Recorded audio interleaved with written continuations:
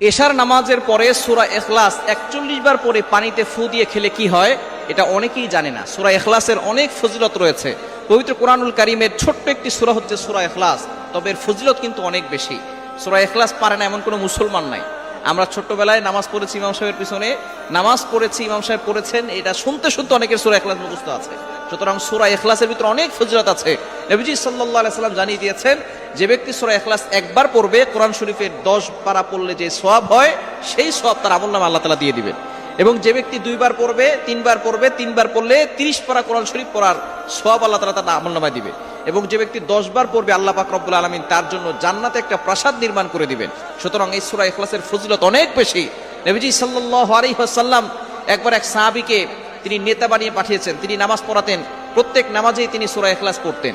তো সাহাবাকে অভিযোগ করেছেন, ইয়া রাসূলুল্লাহ, ইয়া হাবিবাল্লাহ, সে প্রত্যেক নামাজেই সূরা ইখলাস তার থাকবেই। নবী সাল্লাল্লাহু আলাইহি ওয়াসাল্লাম জিজ্ঞেস করেছেন, কেন সে সূরা ইখলাস পড়ে? তখন সেই সাহাবী বলেছেন যে আমি সূরা ইখলাসকে পছন্দ করি, সূরা ইখলাসকে ভালোবাসি, এই জন্য পড়ি। নবীজি সাল্লাল্লাহু আলাইহি ওয়াসাল্লাম বলেছেন, এই ভালোবাসা, সূরা ইখলাসের প্রতি ভালোবাসা তাকে জান্নাত পর্যন্ত পৌঁছে দিবে। সুতরাং সূরা ইখলাসের প্রতি ভালোবাসা অবশ্যই আমাদের থাকা দরকার।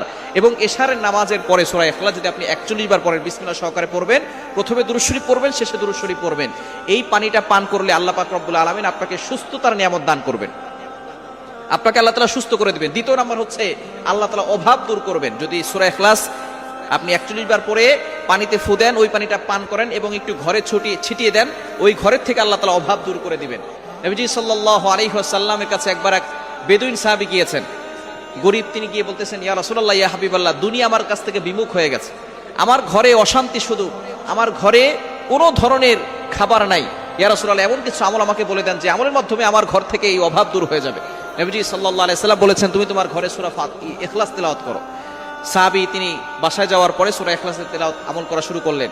কিছুদিন পরে আল্লাহ পাক রব্বুল আলামিন তার ঘর থেকে অভাব দূর করে দিয়েছেন। সুতরাং সূরা ইখলাসের ফজিলত অনেক বেশি। আপনি আপনার ঘরে সূরা ইখলাসের তেলাওয়াত করবেন এবং রাতের বেলা এশার নামাজের পরে ৪১ বার পরে পানিতে ফু দিয়ে ওই সূরা ইখলাসটা যদি আপনি পানিতে একটু ঘরে ছিটিয়ে দিতে পারেন, ওই ঘরের ভিতর থেকে আল্লাহ তাআলা অভাব দূর করে দিবেন। 3 নাম্বার, আল্লাহ পাক রব্বুল আলামিন ওই ঘরের ভিতরে বরকত দান করবেন। 4 নাম্বার, আল্লাহ পাক রব্বুল আলামিন বিপদ আপদ থেকে আপনাকে হেফাজত করবেন। যত ধরনের বিপদ আছে, বিপদ থেকে আল্লাহ পাক রব্বুল আলামিন হেফাজত করবেন এবং আল্লাহর মহব্বত ওই ঘরের প্রতি বেশি হবে। আল্লাহ পাক রব্বুল আলামিন ওই ঘরের মানুষগুলোকে ভালোবাসবে যদি তারা আল্লাহর ইবাদত করে এবং সূরা ইখলাস বেশি বেশি করে তেলাওয়াত করে। সুতরাং আপনি যদি অভাব থেকে বাঁচতে চান, বিপদ থেকে বাঁচতে চান, দুশমনের ক্ষতি থেকে বাঁচতে চান এবং অসুস্থতা থেকে বাঁচতে চান, রোগ ব্যাধি থেকে বাঁচতে চান, তাহলে আপনি সূরা ইখলাসের আমলটা করবেন।